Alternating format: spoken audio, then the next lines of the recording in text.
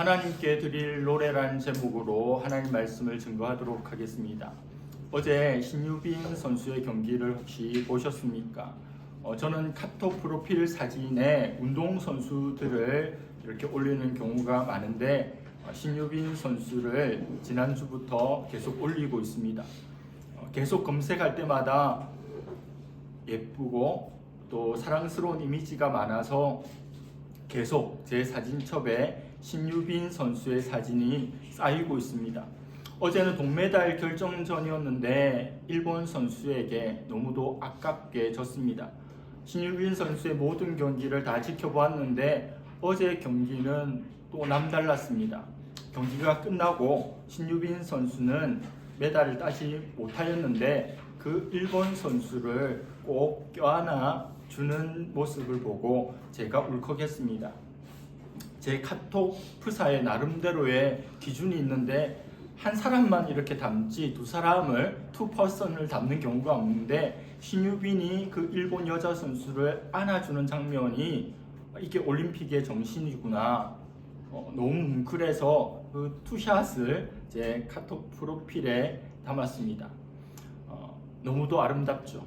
시합에 서서 원하는 메달을 따지 못했지만 상대방을 위로하고 축하해주고 격려하는 모습에 감동을 받았습니다. 그리고 신유빈 선수가 인터뷰를 하는데 그녀는 나보다 더 탄탄했습니다. 나보다 더 뛰어났습니다.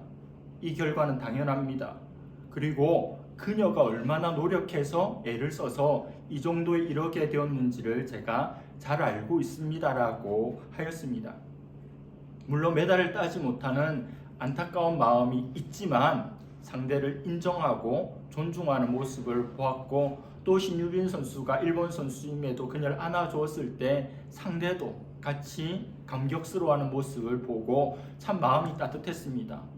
그 장면 하나만으로도 일주일을 살아갈 수 있는 따뜻함이 제 속에 생기게 되었습니다. 한국 국가대표들의 선전을 계속 응원합니다.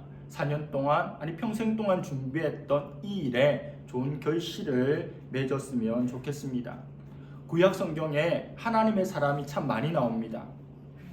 믿음의 대표 선수들이 참 많죠. 그 중에서도 다윗은 참으로 걸출한 존재입니다. 지금으로부터 약 3000년 전에 이스라엘 전체가 자신들의 역사에서 이 사람 최고라고 여겼던 왕이 있는데 그가 바로 다윗입니다. 그는 수려한 외모를 가졌습니다. 목동으로 맹수들과 싸워 이기고 또 그때 던지는 돌팔매 실력이 적장 골리앗 무너뜨리고 그 나라의 영웅이 되었습니다. 군에 들어가게 되었고 왕의 사위까지 되었습니다. 뿐만 아닙니다. 재능러입니다. 수금을 연주할 줄 알았고 시편 150편 중에 3분의 1을 지을 정도의 감수성을 지닌 존재였습니다. 그러나 다윗의 인생은 참으로 파란만장합니다. 오랜 세월 그의 탁월함을 보면서 시기했던 장인 어른 사울 왕에 의해서 쫓김을 당했습니다.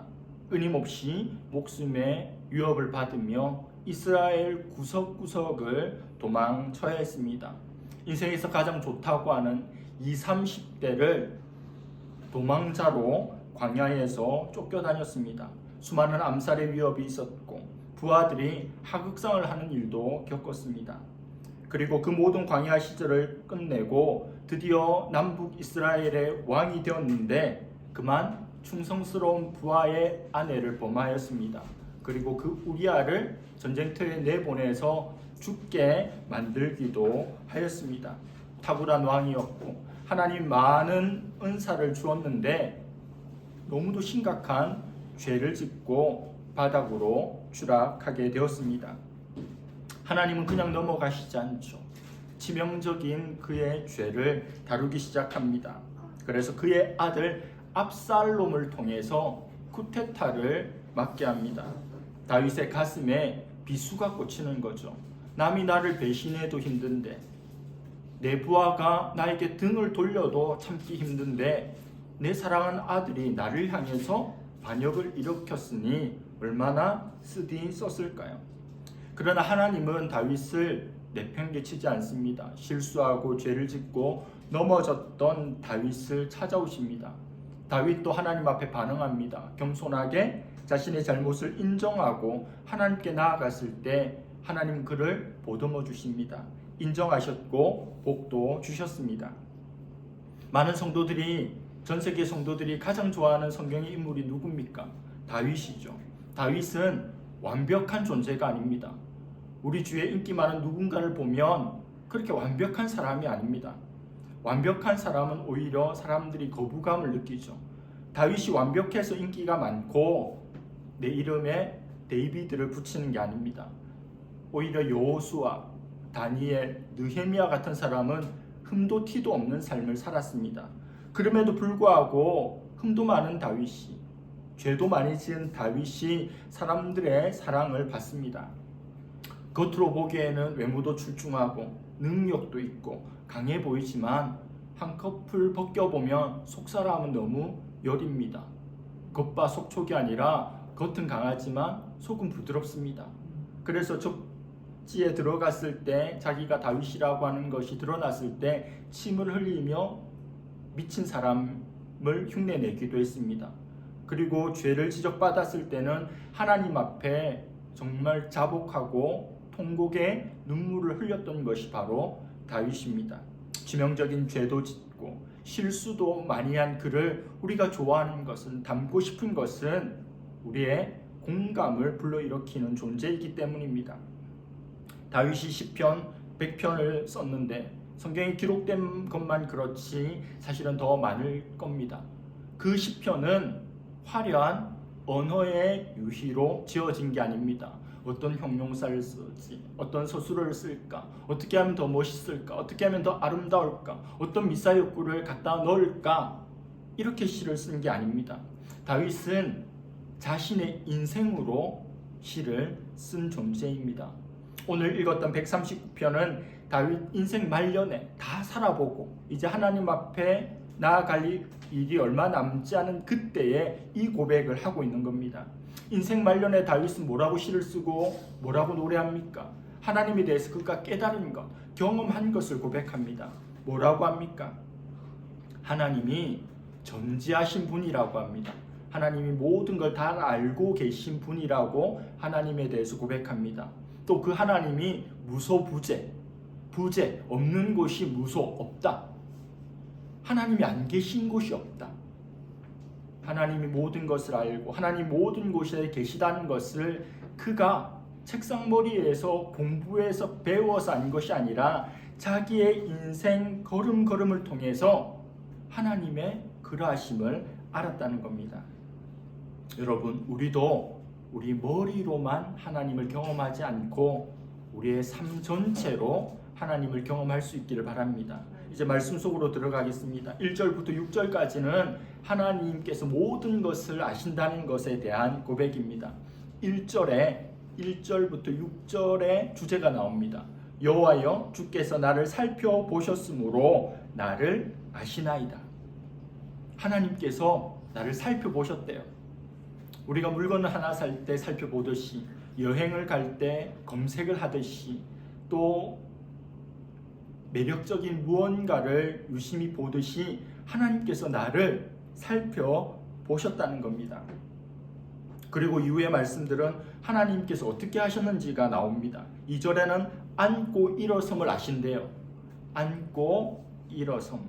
이 히브리어 문법 중에 양극단에 있는 두 가지를 언급하는 경우가 있는데, 앉고 일어섬 같은 거죠. 그러면 그 안에 있는 모든 것을 다 포함하는 겁니다. 이것을 문법 기법으로 메리즘이라고 하는데 이후에도 계속 나옵니다. 앉고 일어나, 우리 일생에 있는 모든 행동들을 다 포함하는 거죠. 하나님이 그걸 다 보고 계시다는 겁니다. 우리 일상의 모든 것을 아십니다. 3절에는 나의 모든 길과 내가 눕는 것을 아신다. 나의 모든 길은 하루에 내가 일하는 거죠. 공부하는 거죠. 그리고 눕는 것은 자는 것, 이제 휴식을 취하는 거죠. 역시 메리즘입니다. 낮 시간, 밤 시간 모든 것을 하나님이 아신다. 4절에는 다윗이 한 말, 다윗이 말한 걸 다 아신대요. 5절에 보면 다윗의 모든 삶을 하나님께서 다 아신다는 겁니다. 나를 하나님께서 그렇게 아신다. 다윗이 꽤 놀랐습니다. 그래서 6절에 이렇게 말씀하죠. 이 지식이 내게 너무 기이하니 높아서 내가 능히 미치지 못하나이다. 기이하대요. 놀랍대요. 영어로는 원더풀입니다. 하나님께서 나를 아시는 게 내가 경험해보니 정말 놀라울 정도로 나를 잘 아신다. 어느 정도로 아시죠? 내가 나를 아는 것보다 하나님이 나를 더 잘 알고 계십니다. 그래서 우리의 상식, 우리의 생각, 우리의 이성으로는 이해할 수 없는 깊은 수준으로 하나님께서 우리를 보고 있습니다. 하나님은 우리를 잘 아시지만 우리는 하나님을 잘 몰라요. 그런데 하나님께서 자기 자신을 우리에게 보여주시고 드러내주시기에 우리는 하나님을 알 수 있는 존재입니다. 그래서 하나님은 우리 인간에게 있어서 이해의 대상이 아닙니다. 불신자들에게 전도하면 이해가 안 된다. 좀 알기 쉽게 설명을 해달라. 납득될 수 있는 말을 해달라고 이야기하는데 어느 정도는 설명할 수 있지만 믿음은, 신앙은, 하나님은 우리의 이해의 대상이 아닌 믿음의 대상입니다. 이해가 되어야 믿는 게 아니라 믿으면 비로소 모든 것이 이해가 되는 거죠. 우리의 머리로 완전히 이해가 되는 하나님이라면 그가 어떻게 하나님이겠습니까? 개미가 아이폰을 알겠습니까? 배짱이가 스타벅스를 알겠어요? 미물도 만물의 영장인 우리의 삶을 알지 못하고 상상도 못하는데 하물며 피조물인 우리가 하나님을 이해한다? 말도 안 되는 이야기죠. 우리의 이해에 넘어 계시고 믿음의 대상이 바로 우리 하나님입니다. 그렇다면 다윗이 하나님 나의 모든 것을 잘 아신다. 나보다 너 나를 잘 아신다. 놀라울 정도로 날 잘 아신다. 그 말씀을 들었는데 그 말씀을 들었을 때, 그 사실을 알았을 때 우리는 어떤 반응을 보일까요? 두 가지가 있을 겁니다. 첫 번째는 하나님이 나를 잘 아심으로 인해서 위로를 받고 하나님 안에서 힘을 얻는 반응이 있을 겁니다.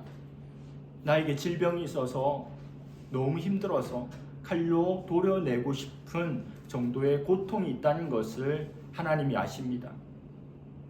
너무 우울해서, 너무 힘들어서 죽고 싶어하는 그 마음도 하나님이 아십니다. 어쩌면 나는 살고 싶은데 죽을 것 같은 공포가 오는 공황장애의 그 마음도 하나님이 압니다. 겉으로 상하고 겉으로 피 흘리고 부러지면 사람들이 알지만 마음에서 눈물을 흘리고 피눈물을 흘리는 것은 드러나지 않잖아요. 사지 멀쩡하고 그 정도면 먹고 살만한데 왜 그럴까? 제가 최근에 한 목사님의 메시지를 유튜브에서 들었는데 저는 사실 잘 몰랐어요. 미국의 릭 워렌 목사님, 새들백 교회라고 하는 세계에서 가장 영향력 끼쳤던 목적이 이끄는 교회였는데 그 릭 워렌 목사님의 아들이 심각한 우울증이었어요. 그래서 아버지와 여러 가지 이야기를 했는데 결국 그 우울증 때문에 자살로 이 세상을 떠나게 되었는데 그걸 보면 막연하게 보면 아니 아버지가 그렇게 세계적인 목사님이고 그냥 먹고 살고 평범하게 살면 되지라고 말하지만 그 마음에 있는 깊은 절망과 우울과 슬픔을 어떻게 알겠습니까? 근데 우리 하나님이 알고 계시기에 하나님 아시는구나 라고 내가 위로를 얻고 힘을 얻을 수 있습니다. 뿐만 아니라 우리의 가난으로 인한 불편함, 움츠려듦, 염려도 아십니다. 자녀들의 방황과 자녀 교육에 대한 걱정, 부담도 아십니다. 불확실한 미래에 대한 두려움도 아시고 인간관계의 어려움도 아십니다. 믿었던 사람에게 발등을 찍히는 그런 당황스러움도 아시고 나를 힘들게 하지만 그리스도의 사랑으로 끝까지 품어 안았음에도 어이없게 뒤통수를 맞는 그런 고통도 알고 계십니다. 인간의 몸을 입고 이 땅에 오신 예수님은 더욱더 잘 알고 계십니다. 한편 하나님이 우리를 다 알고 계신 것으로 인해서 가진 두 번째 반응은 하나님을 피하고 싶은 좀 부담스러운 마음입니다. 누가 나를 잘 알면 그게 좋기도 하지만 또 부담스러워요. 교회에서 담임 목사님이 성도들을 상담할 일이 많은데 조금 깊은 상담을 한다고 치면, 제가 상담하고 공부를 했지 않습니까? 그 사람은 얼마 있지 않아서 그 문제가 해결되든 해결되지 않든 그 교회를 오래 못 다녀요. 떠납니다. 저 목사님이 우리 가정의 일들, 내 마음속에 있는 것들을 잘 알고 계시는 것이 너무 부담스러워서 상담을 깊이 하면 그 교회 거의 떠날 수밖에 없어요. 우리가 죄인이잖아요. 내 속에 선한 것이 없잖아요. 내 속에 악함만 가득하고 내 속에 나밖에 없는데 그걸 하나님이 엑스레이로 MRI를 보듯이 다 알고 있으니 얼마나 부담스러워요. 얼마나 부끄럽습니까? 내 속에 내가 너무도 많아 예수님이 쉴 곳 없다는 걸 예수님이 다 알고 계시니 상당히 부담스럽죠. 갈릴리 호수에서 베드로가 밤새 물고기를 잡았습니다. 물고기 잡기 전문가인데 어찌된 영문인지 한 마리도 못 잡았어요. 베드로가 고기를 많이 잡은 게 기적이 아니라 한 마리도 못 잡은 게 기적이에요. 수능 만점이 기적이 아니라 수능 0점이 기적이에요. 풀었는데 0점을 받는다. 기적이에요. 거의 없는 가능성입니다. 예수님께서 오셔서 깊은 곳으로 가서 그물을 던져라 했을 때 153마리, 엄청난 대박이 났죠. 한 마리도 못 잡았는데, 밤새 야근을 해서 한 마리도 못 잡았는데 예수님 말씀에 아침에 가서 고기를 잡았더니 대박이 난 거예요. 만척이 된 겁니다. 배가 가라앉을 정도가 됐어요. 그럼 어떻습니까? 예수님하고 같이 친구 먹고 싶고 계속 동업하고 싶어야 되잖아요. 베드로가 기가 막힌 말을 합니다. 주님, 나를 떠나십시오. 저는 죄인입니다. 이게 우리 인간이라고. 하나님이 있으면 막 달려가서 안길 것 같지만, 예수님이 오시면 안길 것 같지만 가다가 멈칫합니다. 왜요? 내가 죄인이거든요. 하나님의 영광스러움 앞에서 너무 부담스러운 자기 자신을 보게 됩니다. 그래서 하나님이 다 아시는 것은 우리한테 양날의 검과 같아요. 좋기도 하고 조금 싫기도 한. TV가 기술이 좋아져가지고 화질이 너무 좋으면 연예인들이 부담스러워해요. 웬만큼 화장을 해가지고는 자기 기미가 안 가려진대요. 그래서 옛날 TV가 더 좋다는 말이 있습니다. 7절부터 12절 보면 이제 안 계신 곳이 없는 하나님에 대한 언급입니다. 다윗이 하나님을 경험해 보니 하나님이 나를 다 알고 있어. 모르는 게 없어요. 그래서 좋기도 했는데 부담스러워. 부끄러워요. 피하고 싶어요. 그래서 다윗이 하나님에 대해서 알고 나서 그가 보인 반응 중에 하나가 도망가고픈 욕구를 나타내는 겁니다. 이게 7절에 두 가지 질문으로 나타나요. 내가 주의 영을 떠나 어디로 가며 주의 앞에서 어디로 피하리이까? 의외죠. 다윗인데 하나님 나를 잘 알고 있다고 했는데 그걸 깨닫고는 내가 주님 피해서 어디 도망가지? 주님 앞에서 어디 피할까? 그 이야기합니다. 이상하죠? 8절에서 10절 보면 다윗이 가상의 상황들을 설정합니다. 하나님으로부터 도망할 수 있는 가상적인 장소, 위쪽으로는 하늘, 하늘까지 도망가 볼까? 아래로는 음부, 지옥까지 도망가 볼까? 또 한 번의 메리즘이죠. 하늘 끝에서 땅 끝까지, 지옥 끝까지 그 안에 있는 그 어떤 곳이라도 내가 도망가 볼까? 하나님의 얼굴을 피해 볼까? 9절에 새벽 날개를 친다. 아침에 태양이 딱 떠오르면 그 빛이 동에서부터 서까지 쫙 날개를 쫙 뻗어가는 것처럼 빛의 속도로 그 빛이니까 그 빛이 놀라운 속도로 뻗어나가는 것처럼 동쪽에서 서쪽으로 한번 도망가 볼까? 그런 시적 표현이죠. 그러나 도망갈 수가 없습니다. 피할 수가 없습니다. 하나님이 모든 것을 아시죠.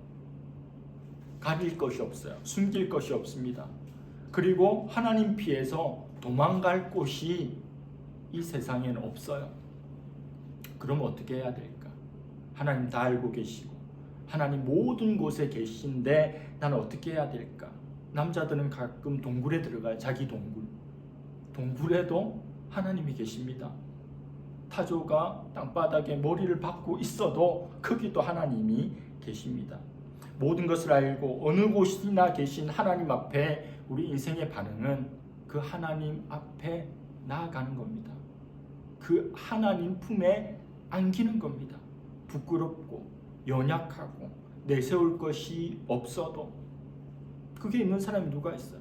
그냥 하나님 앞에 어린아이처럼 안기면 됩니다. 점프하면 됩니다. 현재 부족하고 연약한 모습 있는 그대로 하나님께 나아가면 됩니다.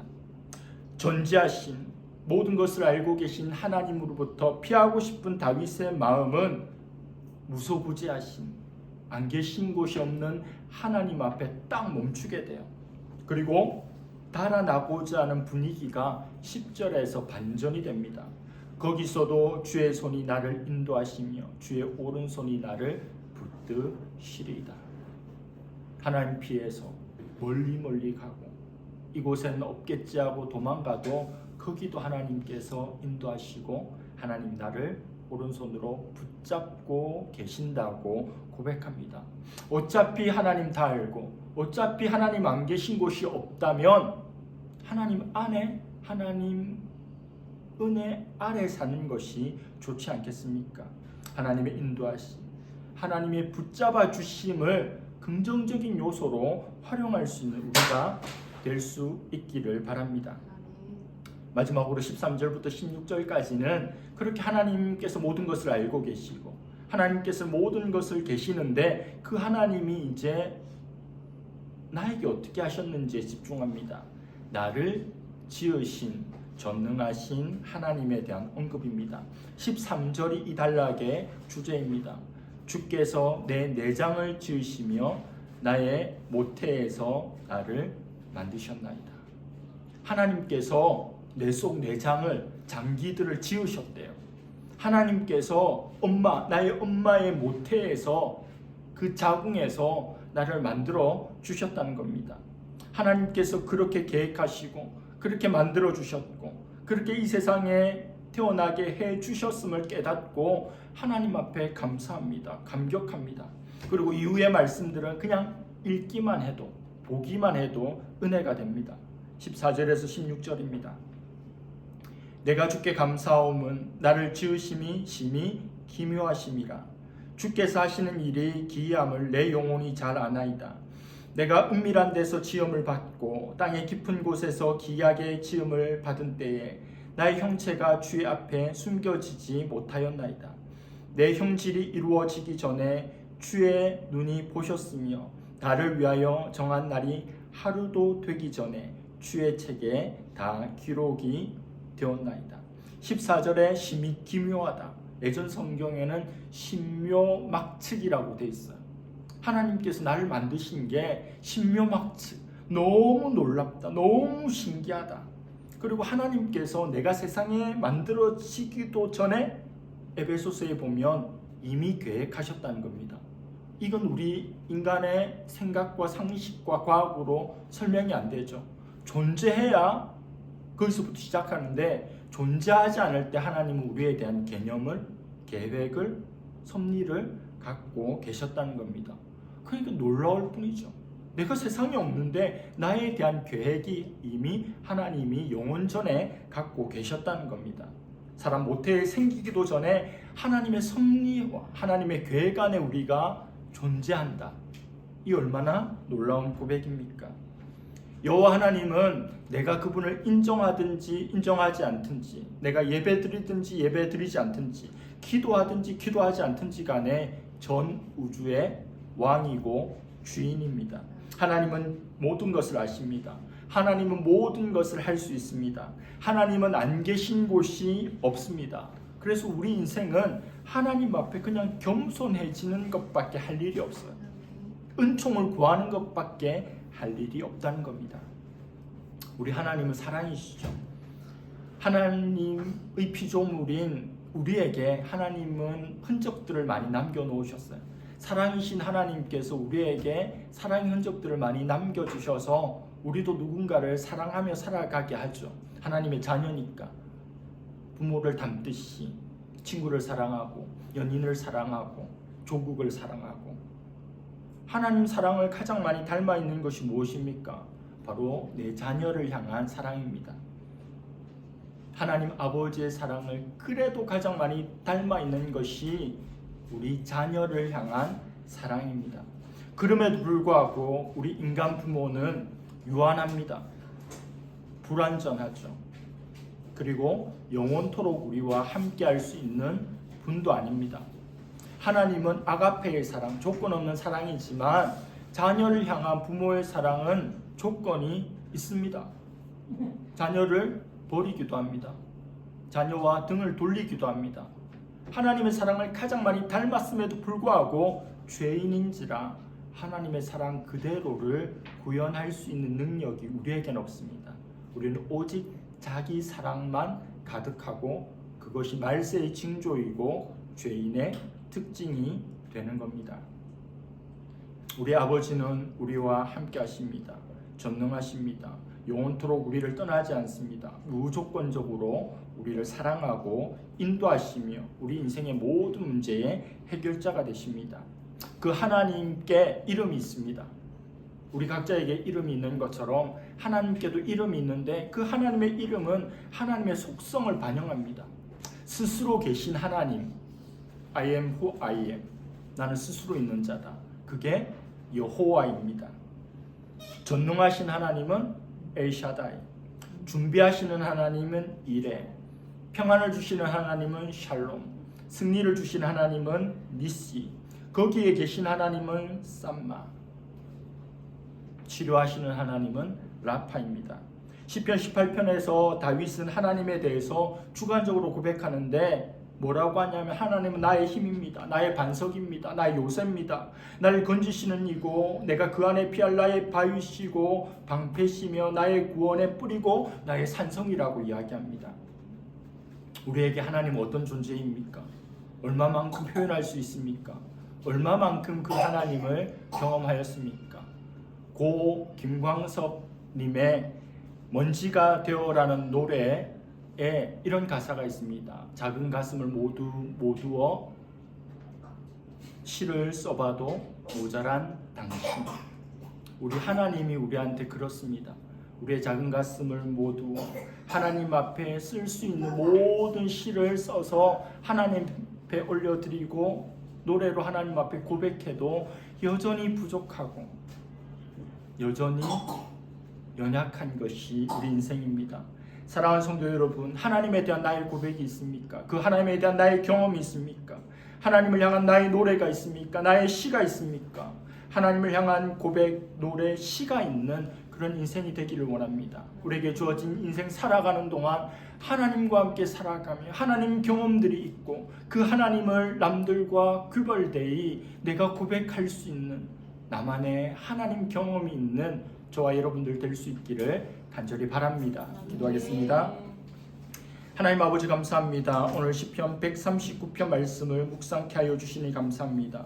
모든 것을 아시는 하나님, 모든 곳에 계시는 하나님, 그 하나님 앞에 우리가 해야 할 일은 하나님을 떠나지 않고 하나님을 거부하지 않고 하나님 앞에 살아가며 그 안에서 안식을 누리는 것입니다. 나를 지으신 주님, 내가 세상에 지어지기도 전에 있기도 전에 나를 계획하시고 하나님의 때에 하나님 보내어 주신 그 놀라우신 하나님 안에 거할 수 있는 하나님 자녀가 된 우리가 되게 하여 주시옵소서. 그 왕의 권세, 특권을 누리며 살 수 있는 우리 모두가 되게 하여 주시옵소서. 감사드리며 예수님의 이름으로 기도드립니다. 아멘.